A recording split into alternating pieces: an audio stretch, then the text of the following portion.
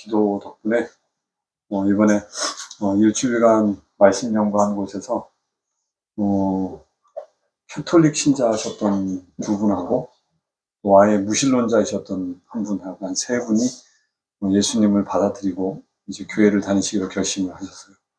그래서 저도 이번에 되게 다양한 배경의 분들과 함께 강의를 해서 이번에 사람은 많지 않았어요. 제일 많았을 때가 한 20명 정도였고 적을 때는 4명. 원래는 하루에 2번 계획을 짰었는데 숫자는 적지만 분위기가 굉장히 좋아서 첫날만 2번 하고 둘째 날부터는 하루 종일 아침부터 밤 한 11시까지 계속 풀로 했던 것 같습니다. 하나님의 은혜로 무신론자인 분들이 책을 굉장히 많이 읽은 무신론자 분이 오셨었어요. 이제 그분과 우리 이제 여러 종파의 차이가 뭐냐, 기독교와 불교와 그 다음에 어떤 일반 종교의 차이점을 설명드렸을 때 하나님의 은혜로 진짜 설명이 된 것 같아요. 그래서 그분께서 예수님에 대해서 굉장히 매력을 느꼈고 이제 교회를 다니기로 결심하고 성경책도 받아가시고 이런 걸 보면서 저도 참 행복한 시간이었던 것 같습니다. 또 어린아이들도 여러 명이 참석했었는데 어린아이들도 한 아이는 이제 자기 스마트폰에 있는 게임을 다 지우고 그런 일도 있었고 또 하나는 목사님 중에 한 분이 제 강의를 들으시다가 저에 대한 안 좋은 소문들을 이렇게 리스트를 쫙 적어갖고 오셨더라고요. 내가 임집사한테 왔다 그랬더니 여러 목사님들이 우려의 목소리를 하면서 당신이 이러이러하다고 하는데 이거에 대해서 한번 얘기를 해봐라. 근데 제가 정말 잠시만요. 오랜만에 방송을 했더니 제가 음소거를 어디에서 여기서 했던가요?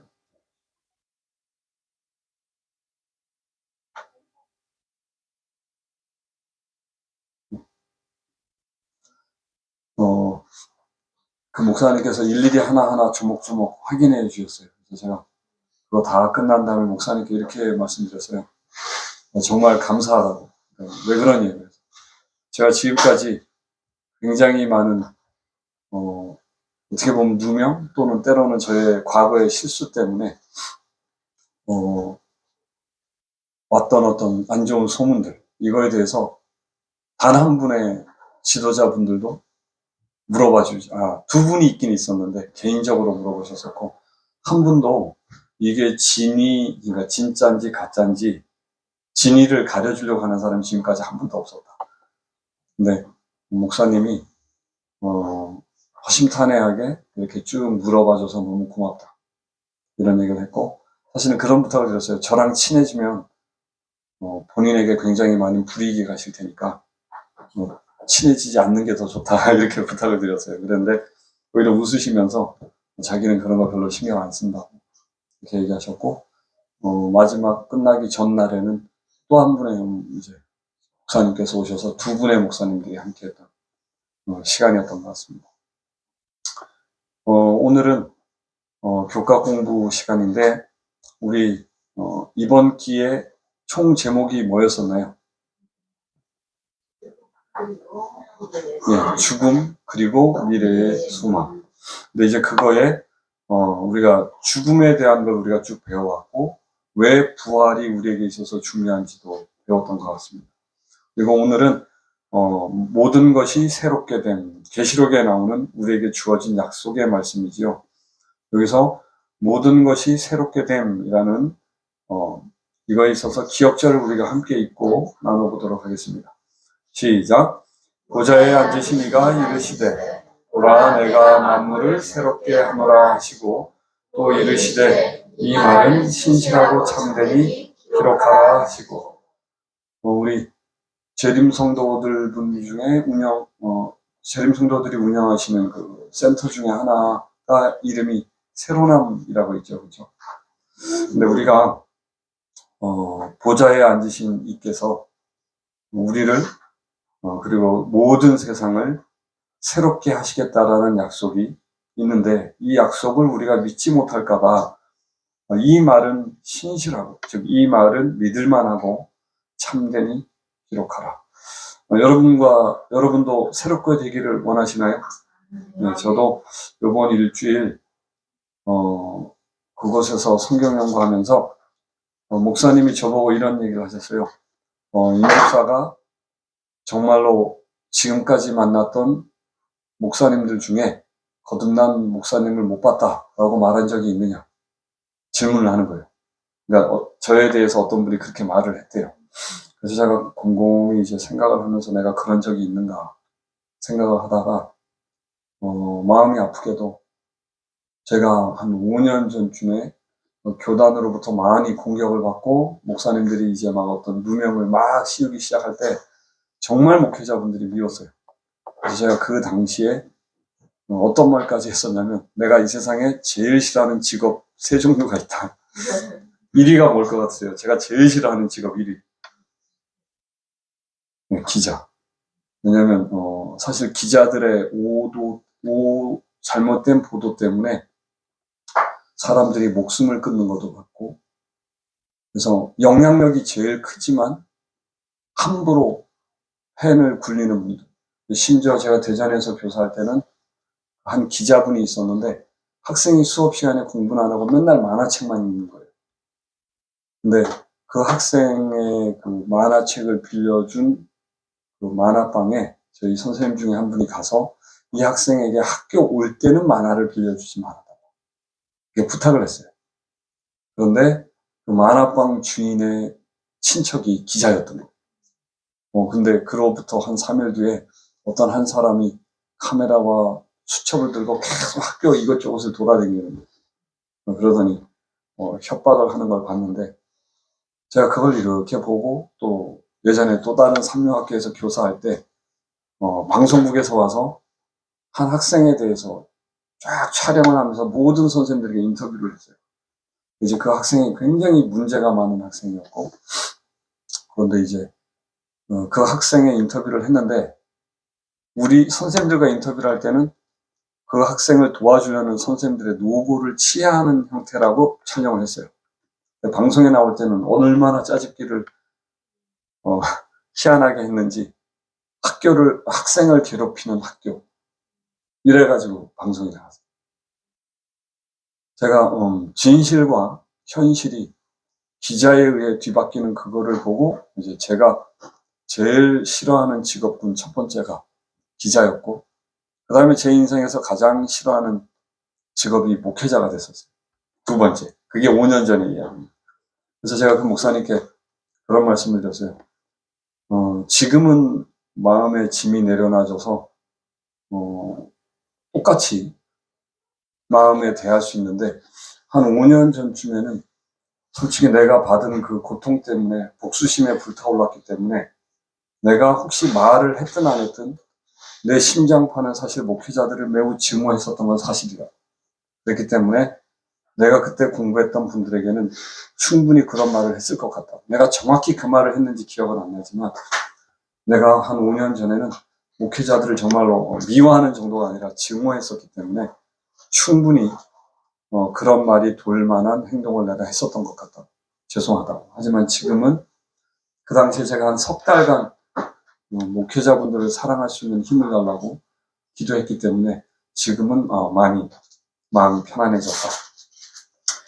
이제 그 말을 하면서 제가 이제 이번 주 교과 공부를 하면서 내가 만물을 새롭게 하노라, 이 말에 가장 제가 이제 개인적으로 드렸던 기도는 뭐였냐면, 주님, 저는 아직도 내 친가족조차 예수님께서 저를 사랑하시듯이 저는 사랑할 능력이 저에게는 전혀 없습니다. 만물을 새롭게 하실 때 지금 가능하시다면 지금 이 순간 내가 내 옆에 있는 사람들을 예수님처럼 사랑할 수 있는 마음을 창조하여 주십시오라고 기도했던 기억이 납니다. 이번 주에 그곳에서 이제 밤마다 교과 공부하면서 그런 기도를 드렸던 게 기억이 납니다. 여러분들도 새로 창조받고 싶은 마음이 많나요? 네, 사랑의 마음도 있었으면 좋겠고 믿음의 마음도 있었으면 좋겠고, 그런 것 같습니다. 우리 일요일 날은 새 하늘과 새 땅의 내용이 뭐냐면, 새 하늘과 새 땅은 이론적인 게 아니라 성경에서 말하는 실질적인 것이다 라고 말하고 있는 것 같습니다. 두 번째는 하나님의 성전에서라는 말씀입니다. 네, 이 말씀을 나눔에 있어서 저희 교단이 요한계시록 연구에 대한 책이 참 많습니다. 그죠? 아마 우리가 가장 많이 익숙한 건 맥스웰 목사님의 요한계시록 연구, 이거부터 시작해서 참 많이 있었는데, 이게 3년, 정확히 하면 4년 전에 우리 교단에서 정식으로 받아들였던 이게 랑코 스테파노비치 목사님, 그리고 이분의 스승인 존 폴린 목사님에 의하여 만들어진 계시록을 새로운 관점에서 보는 책을 저희 교단에서 받아들였고, 여러분도 기억하시겠지만 이 책이 3년 전에 우리 교단의 계시록 연구라는 그 교과책으로 만들어졌던 원서가 이겁니다. 사실 저도 하나님의 은혜로 이 당시에 서중한 앞회와 연합하고 있었기 때문에 서중한 앞회의 젊은 목회자분들이 이걸 다 같이 읽었어요. 연세 드신 분들은 이 내용을 모르겠지만 젊은 사람들은 이거를 읽게 됐습니다. 그리고 이걸 읽은 목사님들 중에 가장 열정적으로 이 글을 전하고 있는 분이 최규문 목사님입니다. 그래서 여러분들이 유튜브에 최규문이라고 치시면 이분이 이 알기 쉬운 요한계시록을 우리 재림 성도들에게 합당하게 해주신 강의가 인터넷에 많이 있습니다. 이걸 보시면 좋을 것 같습니다. 네, 하늘의 성전 얘기하면서 왜 이거를 보여드렸냐면 이분이 새로운 각도로 요한계시록을 봐준 거예요. 여기 보면 요한계시록은 이렇게 A, B, C, D, E, F까지 갔다가 E-D-C-B-A- 요런 구조로 되어 있다. 요걸 알고 계시록을 보면 굉장히 우리에게 많은 은혜가 됩니다. 더 좋은 건 여기입니다. 요한계시록의 구조에 대해서 나와 있습니다. 여기 보시면 요한계시록에 보면 1번부터 7번까지가 나오죠. 자, 뭐가 다 있는 겁니까? 성소. 어떻게 보시면 되냐면 하늘 성소 장면이 공개되고 7교회의 기별이 나옵니다. 그 다음에 또다시 하늘 성소 장면이 공개되고 이 성소는 예수님의 즉위식입니다. 아시겠죠? 예수님이 하늘 성소에서 부활하시고 승천하신 다음에 제사장으로 즉위식 할 때 이 땅에 오순절 성령이 부어지는 사건이 2번입니다. 그리고 7인이 나옵니다. 다시 성소 장면이 소개되고 7 나팔이 나옵니다. 그런 다음에 성소 장면이 소개되고 이 성소는 지성소입니다. 여기에 구별이 되면서 봐야 실제로 예수님의 역할이 나와 나의 구원과 무슨 관계가 있느냐라는 걸 보게 됩니다. 계시록 1장에 사도 요한이 내가 예수의 증거로 인하여 반모라는 섬에 있었더니, 즉 그 예수의 증거가 십자가의 증거를 얘기합니다. 그 다음이 하늘 성소의 즉위식이에요. 그런 다음에 4번의 성소는 지성소로 넘어갑니다. 그리고 열국의 내릴 진노가 나오고 5번도 지성소고 7재앙, 그 다음에 6번 지성소에서 예수님이 나오면서 그 다음에 예수님의 재림의 장면이 6번입니다. 그 다음에 7번 하늘 지성소가 보여지면서 새 예루살렘이 보이는 겁니다.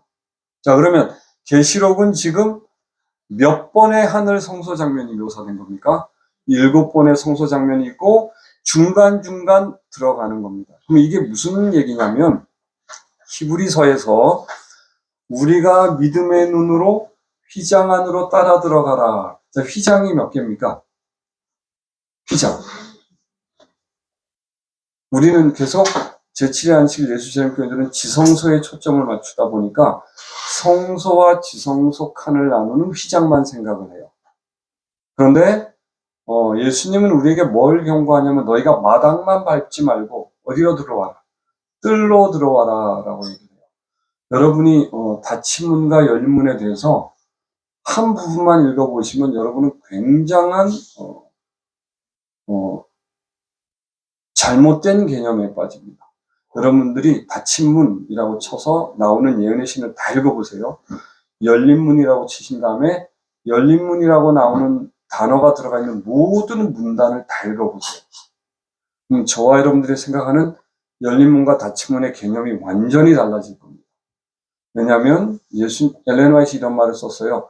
노아 시대 때도 닫힌 문이 있었다. 그리고 노아 시대 때도 열린 문이 있었다. 예수님 시대 때도 닫힌 문이 있었다. 예수님 시대 때도 열린 문이 있었다. 오늘 우리에게도 닫힌 문이 있고 열린 문이 있다. 자, 그럼 제가 이 얘기를 왜 하느냐? 지금 계시록이라는 책에 제일 많이 나오는 단어는 어린 양이에요. 어린 양이라는 단어가 제일 많이 나와요. 즉 계시록은 뭘 얘기하고 있는 거냐면 어린 양 대신 예수님을 만나라 이거예요. 그런 다음에 성소가 7번이 나오는데 그 중에 3번은 제사장 대신 예수님의 모습이 나오고 4번은 대제사장 대신 예수님이 나오는 거예요. 차이점 이해되세요? 요게 보여야 돼요. 즉 어린 양 대신 예수님을 만나고 제사장 대신 예수님을 만나고 대제사장 대신 예수님을 만나는 게 히브리서에서 말하는 믿음의 눈으로 휘장 안으로 따라 들어가라. 휘장이 몇 개다? 2개다. 뜰과 성소를 나누는 휘장이 있고 성소와 지성소를 나누는 휘장이 있다. 그게 바로 계시록 1장 11절에서 말하는 재림교 주석에 나오는 세천사 기별과 계시록을 3가지 적용으로 하라라고 써져 있죠. 역사적 적용, 보편적 적용, 그 다음에 예언적 적용. 근데 오늘날 우리 재림 성도들이 이 계시록이 우리에게 뭘 알려주는지, 계시록을 읽으면 부흥과 개혁이 일어나라고 했는데 우리가 부흥과 개혁이 일어나지 못하는 이유는 역사적 적용은 우리가 많이 들어서 알아요. 물론 역사적 적용도 5번째 나팔부터는 우리가 기존에 알고 있던 해석법과 알기 쉬운 요한계시록에서 말하는 해석법이 완전히 달라요.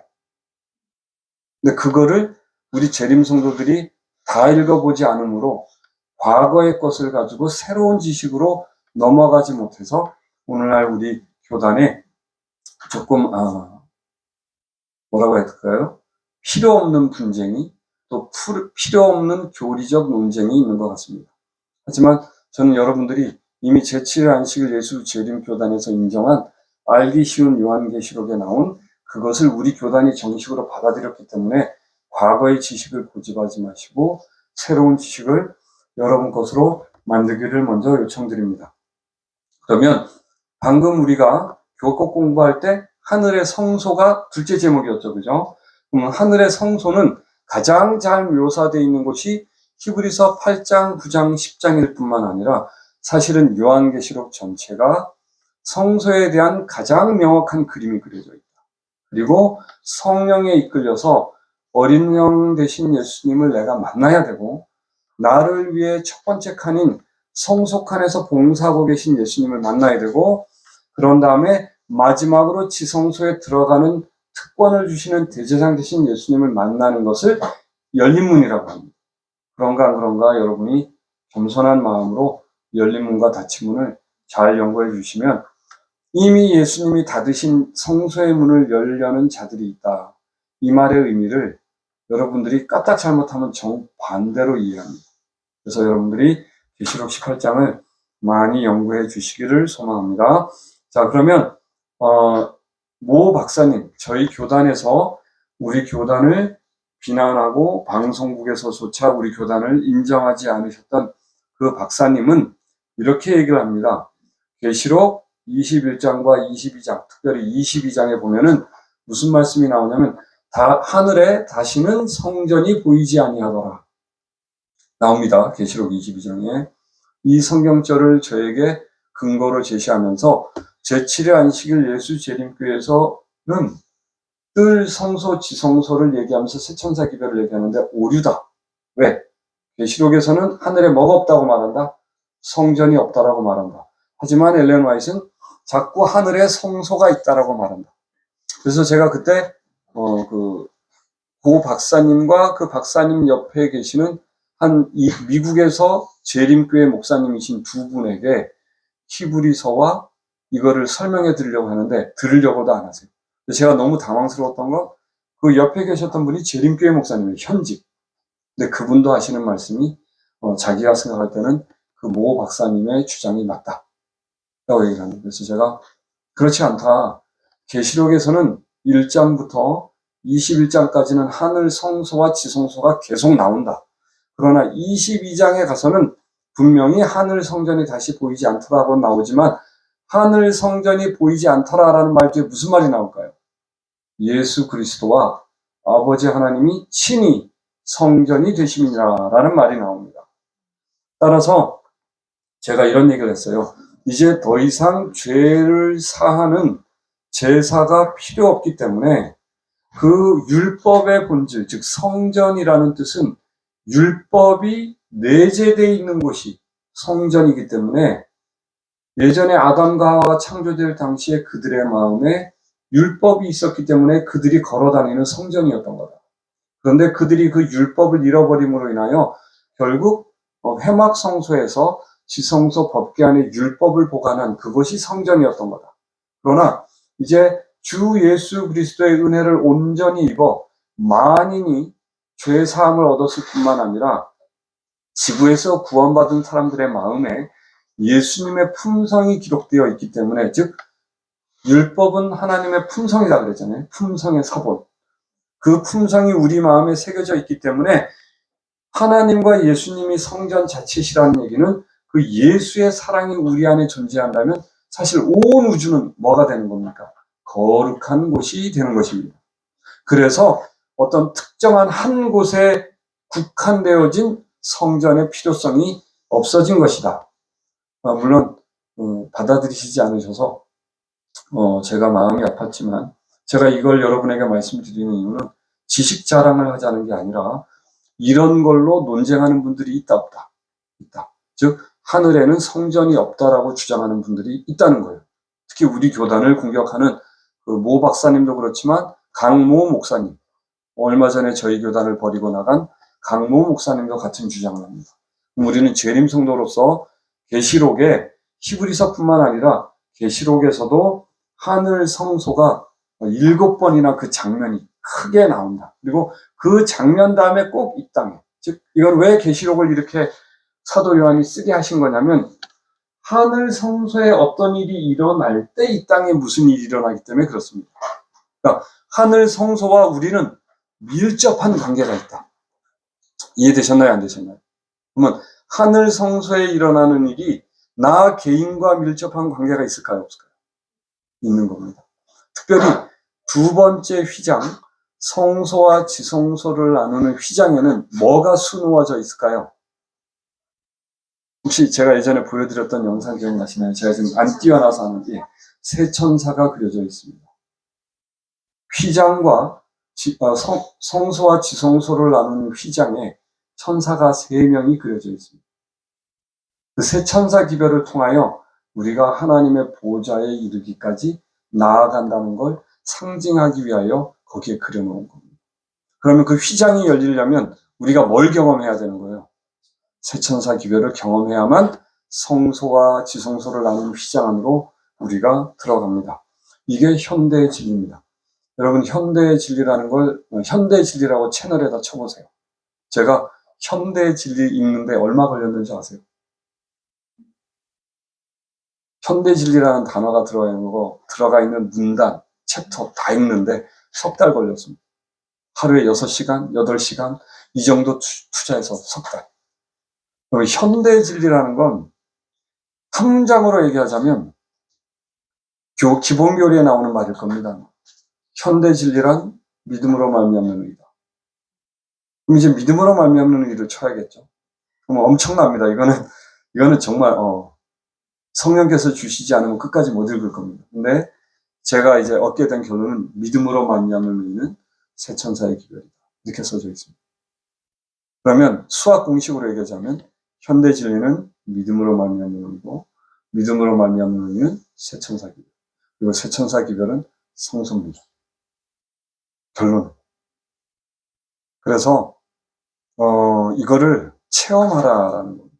저도 이게 안 깨어질 때 하나님 저 현대 진리 석 달간 읽었는데 주님 읽으면 읽을수록 머리만 아파요. 그랬을 때 여러분이 믿으시든 안 믿으시든 상관없이 저는 제 경험이니까 말씀드리면 제 앞에 이 마치 하늘이 칠판인 것처럼 하나님께서 막 그려주신 것, 그거를 지금 여러분들에게 가르쳐 드리고 있습니다.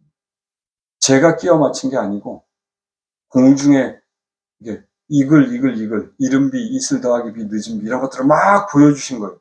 그래서 제가 제7일 안식일 예수 재림교회의 가장 중요한 교리들, 즉 비에 대한 개념, 성소에 대한 개념, 믿음으로 말미암는 의, 세천사 기별, 이게 현대 진리군요. 그리고 난 뒤부터 그때 보여주셨던 걸 갖고 사실 여러분에게 가르쳐 드렸던 거예요. 저는 현대 진리를 읽으면서 석 달간 읽으면서 난 나름 똑똑한 줄 알았는데 바보다라는 생각을 들었어요. 네, 이 말 읽으면 이거 같고 저 말 읽으면 저거 같고, 그러니까 구술이 서말인데 그냥 막 너저분하게 흩어져 있는, 내 마음에 뭔가 일목요연하게 정리가 안 됐었어요. 그래서 너무 답답해서 성령의 인도함을 구했을 때 칠판에 판서하시듯이 그래프로 그려주시고 막, 물론 그 당시에 이해할 수 있을 만큼만 그려주셨어요. 그래서 제가 너무 감사했고, 이래서 성경은 천년을 연구해도 다 그 깊이를 알 수 없는 책이라고 하시는 거구나. 그리고 감사한 건 우리의 믿음의 조상들이 없었다면 그거를 제가 결코 이해하지 못했을 거라는 생각이 들었습니다. 따라서 우리 오늘 요 교과 공부의 제목 중에 하나님의 성전에서, 요게 계시록이, 여기 보면 제가 왜 이 얘기를 했냐면 여기 질문이 있어요. 교과 책 질문에 모 박사님이 했던 질문, 여기 보면 계시록 21장 22절에는 성전을 보지 못했다. 근데 그 앞에는 성전이 있었다. 이것 때문에 모 박사님이 우리 교단을 지금 엄청 공격하고 있고 우리 교단에 살아가는 강모 목사님도 이걸 공격하고 있어요. 하지만 이거는 겸손한 마음으로 읽어보면 계시록이 아예 성소 이야기예요. 예수님이 제사장으로서 성소에서 무슨 일을 하셨는지, 그게 나와 일곱 교회에, 일곱인의 일곱 나팔에 무슨 관계가 있는지, 그 다음에 지성소에서 이분이 하고 계시는 사역이 나와 여러분과 우리 교단과 이 세상과 무슨 상관이 있는지, 이게 계시록이에요. 그래서 계시록을 성령 하나님과 함께 읽으면 다니엘이 써준 것처럼 많은 사람이 스스로 연단을 받아 정결케 되며 희게 되는 일이 있을 것이다. 즉 계시록을 읽으면 사람이 업돼져야 정상이에요. 품성이 변화되어져 가는 게 보여야 진짜 계시록이에요. 계시록은 몇 년부터 몇 년까지 뭐다, 몇 년부터 몇 년까지 뭐다, 이거 틀린 거 아니에요. 이것도 해야 돼요. 이거는 역사적 적용이에요. 그다음 보편적 적용은 뭐냐면 나 개인이 예수님이 뜰과 성소와 지성소에서 하셨던 사역이 나에게 적용되게 해주는 게 계시록이 보편적 적용이 됩니다.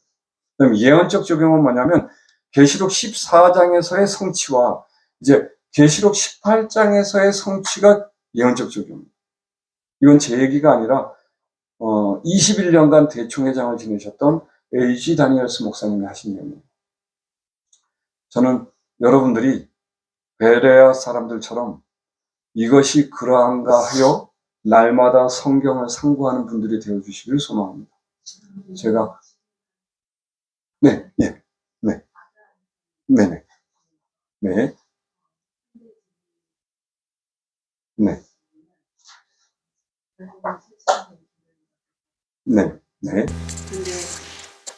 요즘 배우는 화요일 저녁 예배 시간에 결론이 명확하게 모공전도로 결론이 지어진다라고 목사님이 얘기했는데, 맞습니다. 그거 맞는 말입니다. 왜냐하면 현대 진리에 뭐라고 나오냐면 현대 진리란 사람의 능력이 아닌 성령의 능력으로 쉬지 않고 전도하는 것이다. 분명히 나옵니다. 그게 한 문장이 아니라 한 10대 개 나올 겁니다. 즉 현대 진리를 세천사의 기별이라고 했던 건 뭐냐면 이거 이렇게 돼요. 오직 성령이 너희에게 임하시면 너희가 권능을 받고, 그 다음에 무슨 말이죠? 예루살렘과 온 유다와 사마리아와 땅끝까지 이르러 뭐가 되리라? 네, 증인이 되리라. 정답입니다. 그래서 현대 진리란 건 제가 그랬잖아요. 이게 굉장히 광활하고 사실 교회가 존재하는 목적 그 자체예요. 그래서 심지어 현대 진리란 전도요? 하여튼 그런 표현이 나와요. 끊임없이 전도하는 것을 의미한다. 근데 재림 성도들은 땅끝까지 복음을 전할 생각만 하지 뭘 안 했던 거예요. 제일 첫 번째 단어, 오직 성령이 너희에게 임하시면. 그 성령이 우리에게 강력하게 임하는 그 지도, 비결이 세천사의 기별이다. 이렇게 되어 있는 겁니다. 그리고 아무튼 감사합니다. 이게 현대 진리는 그래서 혼자 연구할 수 있는 영역이 아니에요. 제가 청년들과 함께 계시록 연구하면서 놀라게 된 건 내가 혼자 있으면 20년이 걸려도 생기지 않았을 의문들을 청년들은 막 물음표를 가지는 거예요. 근데 그 물음표에 답을 해주다 보니까 누가 유익을 얻어요? 제가 정말 많은 유익을 얻었어요. 아, 이런 질문도 생기는구나. 이런 물음표도 생기는구나. 그걸 설명하다 보니까 결국 부각되는 건 우리를 사랑하는 예수님의 품성이더라고요. 그래서 저와 여러분들이 꼭 이 하나님의 성전에서 이거 사실 이것만 갖고도 며칠 해야 되는데 사실 저는 이거 2분 만에 끝내고 원래 제가 하고 싶었던 건 목요일 소지였어요. 근데 시간이 7분밖에 안 남아서 그 다음에 하나님의 임재 가운데서 여러분 성전은 누가 거할 곳이었죠? 예수님이 모세에게 명령하실 때 내가 너희 중에 거할 성소를 지으라. 그래서 하나님의 임재 가운데라는 건 정로의 계단에 보면 예수님이 승천하신 후에 제자들은 예수님이 이 땅에 계실 때보다도 예수님의 임재를 더 크게 느꼈다라고 나와요. 참 아이러니하죠. 예수님이 바로 옆에 계실 때보다 예수님이 승천하신 다음에 그 임재를 더 크게 느꼈다. 그럼 지난 일주일간 양심에 우리 손 한번 얹어봅시다. 저와 여러분들은 예수님의 임재를 지난 7일간 얼마나 느꼈나요?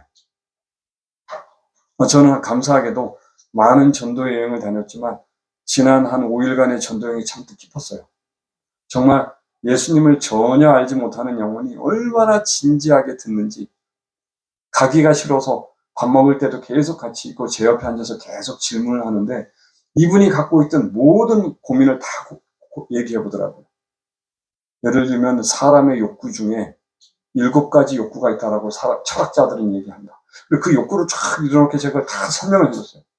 결국은 그 욕구를 만족시켜줄 수 있는 분은 누구밖에 없다. 창조주밖에 없다. 근데 이분이요, 너무 잘 받아들여요.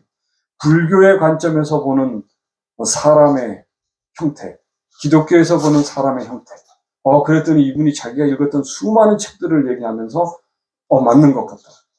여러분 4일 만에 예수님을 영접하는 걸 보고 제가 놀랐어요.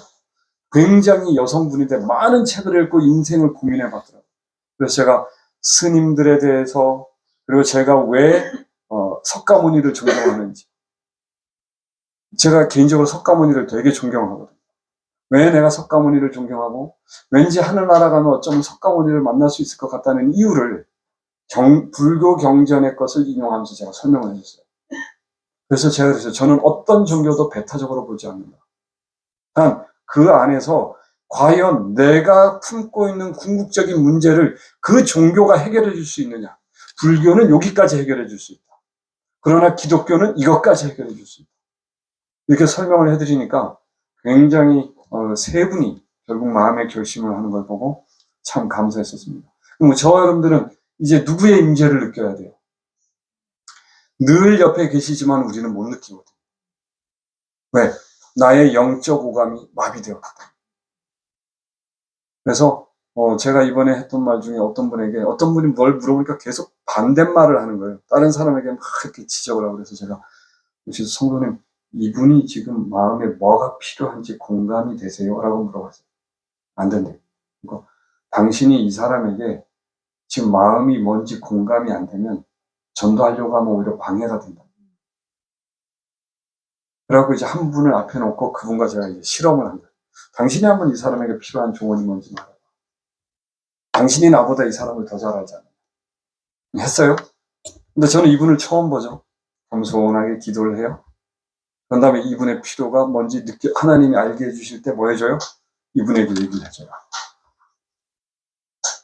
그러니까 그분이 기독교를 받아들이는 거예요. 기독교는 원리와 원칙인 건 맞아요. 하지만 그 원리와 원칙을 그 사람의 심장파를 공감할 때 전해줄 수 있어요. 교회 갑시다 이런 게 아니라 지금 이 영혼의 필요가 뭔지를 아시는 성령께서 우리에게 알려주셔야 된다는 거죠. 그래야 전도가 돼요. 그래야 그 사람이 일주일 내내 전도할 수 있어요. 성령께서 그걸 안 알려주면 전도하기가 힘들죠. 그리고 또 그분에게 제가 이런 조언을 했어요. 왜 당신은 아무나 보고 전도하려고 그래요? 왜 모든 사람에게 전도하려고 그래요? 왜냐하면 셋째 날 저녁 때가 아주 엉망이 됐거든요. 이분이 막 욕심이 생기니까 막 이 사람 저 사람을 다 불러 모았는데 문제는 숫자는 별로 안 됐어요. 12명 정도. 12명이 모였는데 문제는 6살짜리 꼬맹이부터 노인까지 기독교인, 천주교인, 무신론자. 저는 이미 3일째 뇌강의를 해왔고 뇌강의 속에 신앙 강의를 했어요. 자, 그런데 지금 이분들은 전혀 새로운 조합으로 새로운 사람들이, 물론 들은 사람도 몇 명 있지만 거기에서 제가 간절히 기도한 다음에 이걸 어떻게 해야 되냐고. 그래서 이제 어린이들 강의를 20분 하고 어린이들 다 내보내고, 그 다음에 기독교인 아닌 분들 잠깐 하고 그분들 내보내고, 그리고 마지막을 했어요. 그리고 난 뒤에 그날 밤에 그분에게 이런 얘기를 했어요. 나는 성도님의 선교 열정을 정말 감사히 여긴다. 그리고 당신으로 인해 이 많은 분들이 모인 것도 너무 감사하다.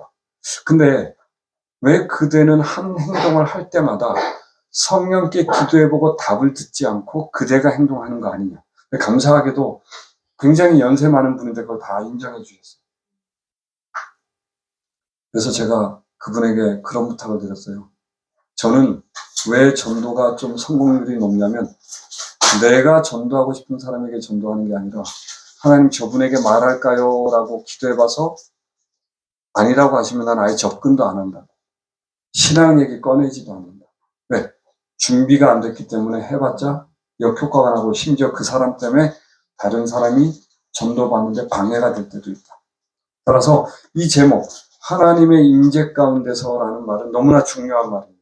우리 옆에 항상 계시지만 저와 여러분의 오감이 망가져서 이분을 느끼지 못하는 거예요.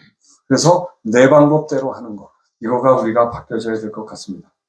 그 다음에 다시는 사망이나 눈물이 없고, 이건 여러분들이 읽어봐 주시면 좋겠고, 사실은 저는 하나님의 이름이 그들의 이마에 있음, 이걸로 7페이지짜리를 준비했었거든요. 근데 아무래도 못할 것 같네요. 우리가 시간이, 잠시만요. 지금 딱 11시네요.